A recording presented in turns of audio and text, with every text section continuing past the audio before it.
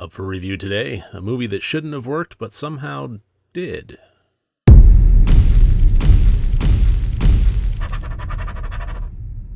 Hello and welcome to Rotted Review of the Day, and today I am taking a look at the 2011 movie The Innkeepers.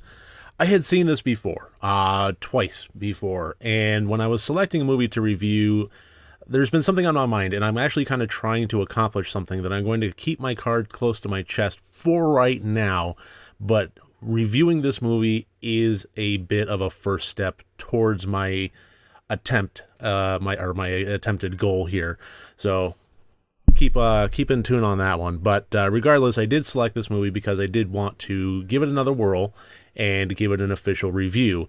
And what I found is that this is a very unassuming movie. This makes very out-of-the-box choices with tone and with style, but it still delivers on characters and scares. But to get into more details than that, let's get into the categories. As always, 4 different categories, each one worth up to 25 points for a total possible score of 100 points. And in the plot of this one, I gave an 18 out of 25. This followed the characters of Claire and Luke, the last 2 employees at the Yankee Peddler Inn that is going out of business. And they are spending one of the last days keeping it open, keeping the lights on, taking care of the last guests before it finally shutters its doors for good. And in doing so, they decide that, and you get the impression that they've been kind of exploring this during the tenure of their employment, but this is a old inn, and it has its history and its ghosts and so forth, and they have been, recording audio and checking out rooms and basically doing some ghost hunting, and they decide that this is one of the most golden opportunities that they're going to have, that when things do happen, they tend to happen when folks are alone, and the very sparse guest population will make this prime time. It just kind of takes off from there. This is a very, very simplistic movie in just every single way. It's a very small cast. It has a very simple set design. This is actually filmed at the Yankee Peddler Inn in Connecticut, and this really makes no effort to dress up or make scary or make ominous the hotel in any way. And that's one of the things that really threw me about the movie, especially on first watch, is this could very easily be seen as amateurish and possibly even lazy. The set design was just so minimalist and so bright. There wasn't a whole lot done to set an ominous tone. So, how are you going to deliver scares? How are you going to put the audience in the shoes of the protagonists and build an air of tension that will allow scares to come through? And despite all of this, this wasn't amateurish. This wasn't lazy. This was actually dealt with a deft hand in all aspects, including the writing, that allowed us to connect with the characters and walk through this with them. As far as storytelling goes, this is not an intriguing novel. This is a campfire story. But as far as a campfire ghost story goes, it's pretty darn solid. This is, this doesn't have a whole lot to it. This is, what you see is what you get in a very small window of time, in a very small setting with a very small cast. But it works. Surprisingly, it really does work. The other guests that are there, all of them serve to great effect towards the atmosphere and towards the plot line.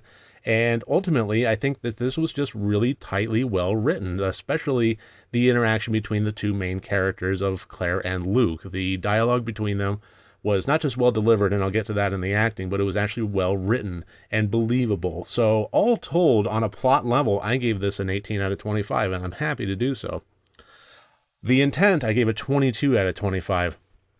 Like I said, the dialogue was well written, and it was well performed, and everything about this, it allowed me to really feel attached to the main characters.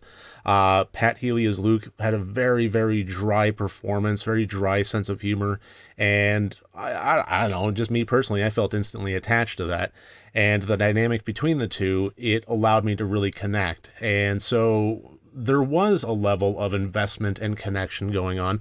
So when the scares did happen, they did land. Surprisingly, it didn't need to build a lot of tension leading up to it. It was perfectly fine having a almost safe feeling environment, and then throwing that for a loop at the last minute, as opposed to really building it. And I think that, surprisingly, it did work. A lot of the scares that it delivered were very on point, both in the creep factor when it delivered those, as well as the jump scare factor when it delivered those. I thought both of them worked pretty darned well, repeatedly throughout the movie. So as far as what it was intending to do with good characters, relatable characters, and good scares, yeah, 22 out of 25. I think that what it set out to do, it really did achieve.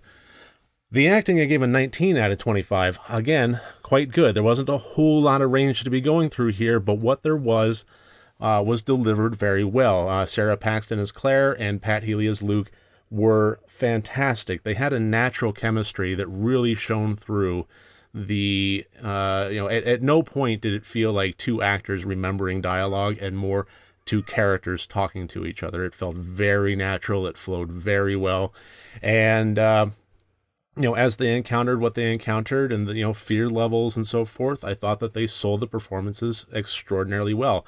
There was one scene in particular with the two characters about 3/4 of the way through the movie where one of them was seeing something, one of them wasn't. The audience was more of the point of view of the person that wasn't, and the acting performances between the two were very, very distinct, and it sold the scene very well. So that was a really good example of minimalist holding back from the audience, but still delivering a quality, creepy moment. And the acting was what really made that possible. The technical, I gave an 18 out of 25. The makeup effects, when they did have effects, were actually really good. I was pretty sold on it. And the use of the natural surroundings. This is just a really interesting movie from an aesthetic point of view. Everything was very close, not claustrophobic, but it wasn't wide open. Everything was very just intimate, and the lighting was very bright, and nothing about this really screamed, I'm in a scary hotel. Everything about this just really said, I'm in an old hotel, and that's about it. Come on, we'll have some extra soaps in the bathroom for you. Really nothing beyond that. And I think that was just a really interesting aesthetic choice. And like I said earlier, this could be seen as lazy, but I really have a feeling it wasn't. It really was a choice that was made to keep it like this, to keep the grounded, the setting grounded. And I think that allowed the contrast of the scares when they did happen to all of a sudden really pop. And that was another interesting element of this from a technical point of view, from direction and editing and so forth, of what they allowed to have happen and what they didn't. This is a movie, just by the aesthetics, that I would think ordinarily would be served by a creepiness factor and a climactic scare that the audience doesn't see. So you wind up actually having no effects. It's all implied. But this doesn't do that. It actually has some stuff happen on screen, but at the same time, it's not a effects-driven, heavy roller coaster ride of a scare fest. This showed things, and it was very selective about it. So I think it was just a really, really interesting use of an artistic, deft hand at minimalist aesthetics, quality characters, and being very picky about what it decided to show and not show. So I think all of that worked to great effect, and that gave us a total of 77 out of 100 points. I genuinely enjoyed watching the two main characters go through their little ghost story, and I was really happy to find good scares along the way. So I would absolutely recommend this movie. It is not the best movie in the world, but it is small, intimate, enjoyable, and scary. And based on that, absolutely would recommend it any day of the week. So that should about do it for my review of the Innkeepers 2011. Thank you very much for joining me here today. I look forward to seeing you tomorrow. If you like these videos, I welcome you to click like and or subscribe, or if you want to support me further, my Patreon link is below. Other than that, next time you want to watch a horror movie, first make sure that it's good and rotted.